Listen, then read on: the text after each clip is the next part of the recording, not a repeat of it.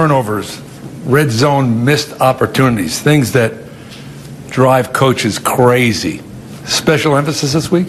Yeah, I'd rather talk about 274 yards rushing and 68% completion rate, but we're not, because that's what's holding us back, and everybody expects no more than me or our players to be the best offense in the Big Ten, and we're not. We're second best, and the way to become the best is just what you just said. That's always been a high priority. The turnovers and red zone scoring is a thing that's but that's tied into turnovers as well. So we've a lot of emphasis this week, and we shall be better. In my job now, I get to travel around and interview players, guys on your team, guys on other teams, guys like Joshua Perry, Darren Lee, J.T. Barrett. They're great players, but when you sit down and talk to them, you're once again reminded they're great people. Yeah, that's the foundation. It's always been that way here. You might hear stories about maybe one or two, but traditionally, and that, Mace, that Ohio State, I've been a Buckeye as long as I can remember, and the Archie Griffins all the way down, and these kids, I'm very fortunate to coach a bunch of great kids. When I walked in here today, I walked by the statue of my coach, Woody Hayes, and I could almost hear him whispering, because I heard him say it so many times, it's a lot harder to stay there than get there. Do you concur? Yeah, I've experienced it a couple other times, and I always use the analogy that it's kind of fun running up the hill. When you're up at the hill, all the bullets are coming at you. So we've handled it very well. We won every game we played. We have not played.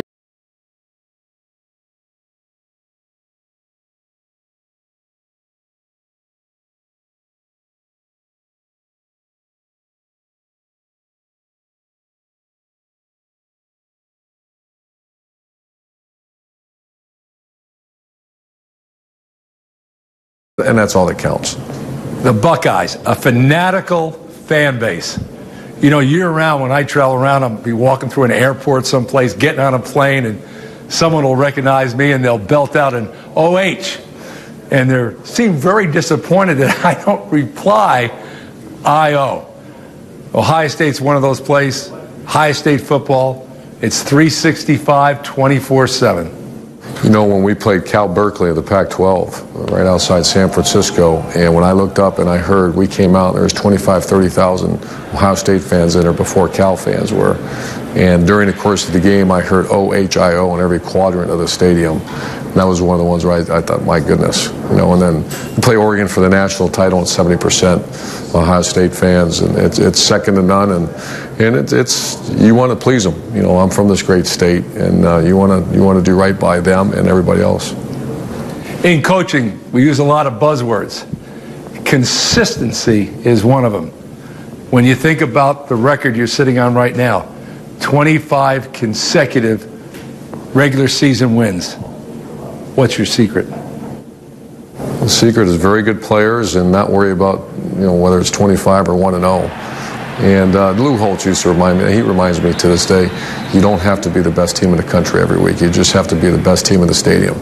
And that's not quite as imposing as saying, okay, why are we not the best team? Why are we not the best team?